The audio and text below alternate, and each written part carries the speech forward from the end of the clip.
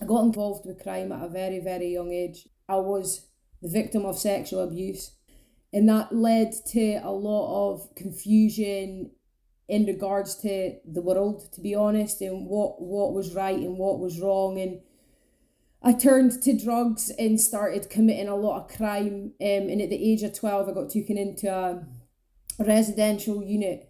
I left there at 16 and spent the next 10 years in prison, in mental institutions, and homeless.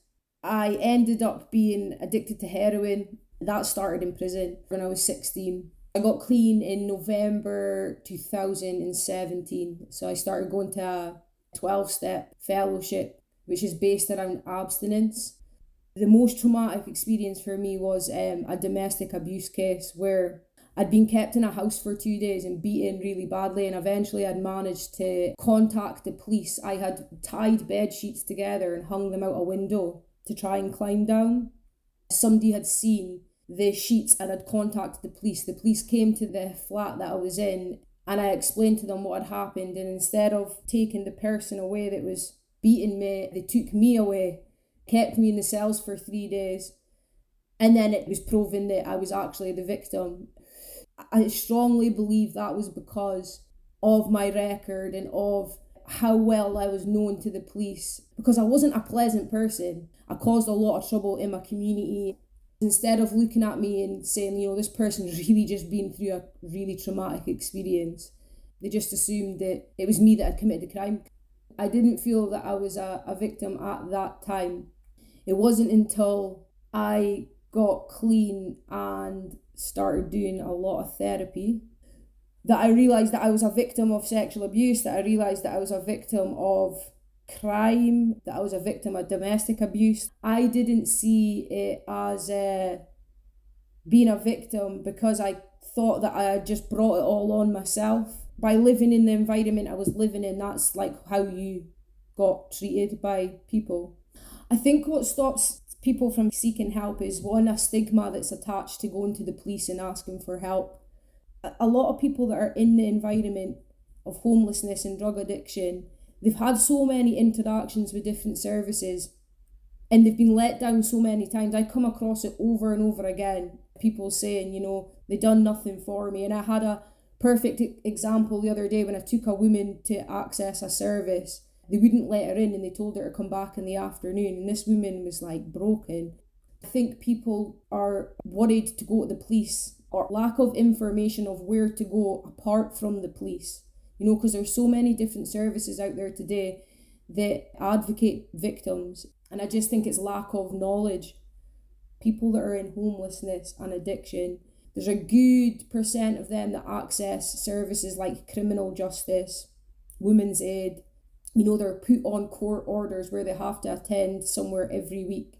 If it's not probation, it's community service. Information in areas like that, posters on the wall, pamphlets, easy accessible information when you're getting released or when you're getting charged, information, pamphlets, leaflets, contact numbers. You get a court slip paper to say when you're next up in court. Why can't you get a piece of paper that says, if you're struggling, here's some contact numbers?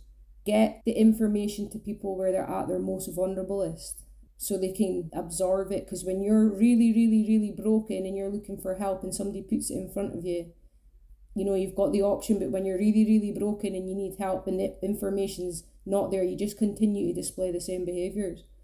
I just wish I knew back then that it was okay to ask for help and it was okay to say that I needed support from somewhere and not deal with it on my own.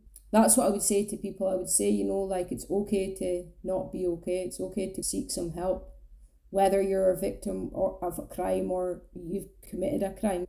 I still believe that anybody that goes out and commits a crime is a victim because there's something going on internally for themselves that's not okay.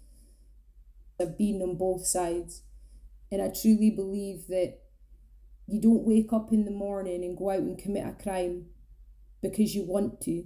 Something occurs and something happens, something's going on in your life, whether it be for attention, whether it be for money, whether it be for somebody to recognise that you're a human being. that's a victim, because that person's lost and they need a little bit of help.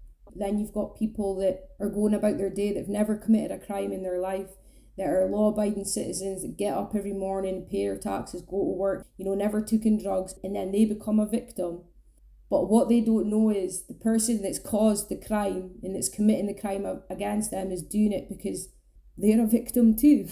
It's a repetitive cycle that goes round and round and round. Anybody that comes into contact with breaking the law or homelessness or drug abuse are victims. And if I had one hope, it would just be that people to be a little bit more open-minded to society and why people do what they do. I think it is important that people should come forward. I think that, if you're sitting at home or you've been passed on some information and you might think that you're a victim, but you're not too sure, there's no harm in reaching out to find out, because there's so much freedom to come from not only getting help, but working through what's going on for you could potentially make your life a lot better place to live in.